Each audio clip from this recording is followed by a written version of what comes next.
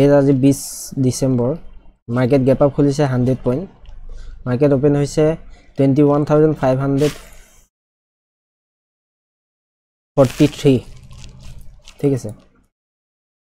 তাকে আমি 500 তো বহুত দিন ব্রেক কৰিব পৰা নাছিলে 3-4 দিন আজি ব্ৰেক কৰি গ্যাপ আপ খুলি দিলে একিতে মাৰ্কেট কেনেকুৱা ধৰণৰ ৰিটেষ্টমেন্টৰ কাৰণে আমি ওয়েট কৰিম তাৰপৰ বাইং সাইড যাম ঠিক আছে দেখাই আছো কেনেকুৱা ধৰণৰ কি হ'ব সেটআপ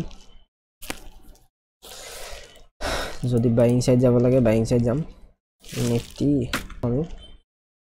এটা এটা ৰেজিস্ট্যান্স লেভেল সাপোৰ্ট লেভেল আগতে ৰেজিস্ট্যান্স আছিল এতিয়া সাপোৰ্ট হৈ যাব না ৰেজিস্ট্যান্স ব্ৰেক কৰিছে এটা ই সাপোৰ্টৰ কাম কৰিব বুজি পাইছে যেতিয়া প্ৰথমতে ৰেজিস্ট্যান্স লেভেলটো যেতিয়া ব্ৰেক কৰে যেতিয়া ঘূৰি আহি ৰিটেষ্ট কৰে তাক কয় সাপোৰ্ট লেভেল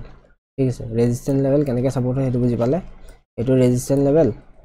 ৰেজিস্ট্যান্স লৈ আসলে আজি ব্ৰেক কৰিছে যেতিয়া ঘূৰি আহিব ৰিটেষ্টৰ কাৰণে তেতিয়া আমি এটো সাপোৰ্ট লেভেল ধৰিম ঠিক আছে আমি বাইং চাম আপ সাইড আৰু সেলিং সাইডত এতিয়া বৰ্তমান আমি চাব নোৱাৰো সেলিং সাইড হলে এটো এটা 10 লাইন ইয়াৰ তলতহে সেলিং সাইড হ'ব এটা আপ সাইড গৈ আছে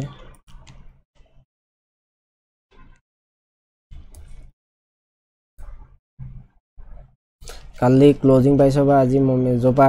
মানে যত ফার্স্ট ক্যান্ডেল ক্লোজ হবে কি হয় চাই লও উপর রেজিস্ট্যান্স বর্তমান লাগে এটা বনোৱা নাই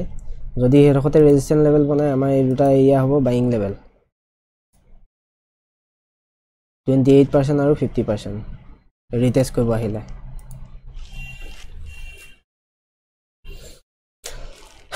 চাই লও আপোনালোকে 11টা বাজিছে আমি এটা কল সাইডত ট্ৰেড ললো দেখিছেনে ফাৰ্স্ট টাইম ৰিটেষ্টমেন্টত আমি কল সাইড লৈছো মই দেখাই আছো সেটআপটো কি আছিল আমি কৈছো যে ৰিটেষ্টমেন্টত আমি ফাৰ্স্ট টাইম ৰিটেষ্টমেন্টৰ কাৰণে ওয়েট কৰিছিলো কালি যত ক্লোজিংৰ পৰা আছিল তাৰ পৰা আমি আজি হাই লেভেল যোনটো প্ৰথম হাই লেভেল বনাইছে তাত চালে আমি এটো 32% ৰিটেষ্টমেন্ট দেখিছে 32% ৰিটেষ্টমেন্ট 32% ৰিটেষ্টমেন্ট আৰু এটো বুলিশ এংগলফিং প্যাটাৰ্ন বনিছে ক্যান্ডেল চালে আপুনি দেখিব বুলিশ এংগলফিং প্যাটাৰ্ন আৰু আমি তাত বাই কৰিছো 100 কোয়ান্টিটি সি সাইডত ইয়াত বাই কৰিছো আমি 1:2 কাৰণে এচিভ কৰিবলৈ চাম আৰু এসএল ৰাখিছো ইমান লো এই ক্যান্ডেলৰ লো পজিশনটো আমি এতিয়া চালে বৰ্তমান 430 টকা প্ৰফিট চলি আছে 410 420 মানে প্ৰফিট চলি আছে ওয়েট কৰিম প্ৰফিট কি হয় আৰু মাৰ্কেট আজি ইয়াতে সাইডওয়ে হৈ যাবলৈ আছে ক্যান্ডেলবোৰ দেখি এনেকুৱা লাগিছে সাইডওয়ে নিচিনা হ'ব যেন লাগিছে আৰু ওয়েট কৰিম কেনেকুৱা ধৰণৰ কি দিয়ে ৰিয়ত গল 1100 এটো বা লং টাৰ্ম এটো চাব নালাগে আজি লস বুক কৰিবলগীয়া হ'ল 1100 আৰু সেটআপটো কি মডেল লৈছিল মই আপোনালোকক দেখাইছো হ'ব এবাৰ আকৌ দেখাই দিছো আমি কালি ক্লোজিং প্ৰাইজৰ পৰা ফিবোনাচি লগালো গ্যাপ আপ খোলা কাৰণে 23%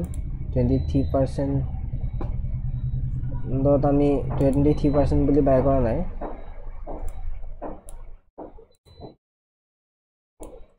তাতে এটো দেখিছো না বুলিশ এংগলফিং ক্যান্ডেল বনিছে তাতে আমি বাই কৰিছো টাৰ্গেট ৰাখিছো 1:2 কিন্তু আমাৰ এসএল হিট কৰি দিলে বৰ্তমান আৰু ক্যান্ডেলৰ লো আছিল আমাৰ এটো ক্যান্ডেলৰ লো এসএল তো ক্যান্ডেলৰ লোড আছিল আমাৰ এসএল হিট হৈ গল অলৰেডি লস হল আজি আমাৰ 1100 এটা বল ওকে ৰিস্ক ম্যানেজমেন্ট ওকে আছে থ্যাংক ইউ গাইস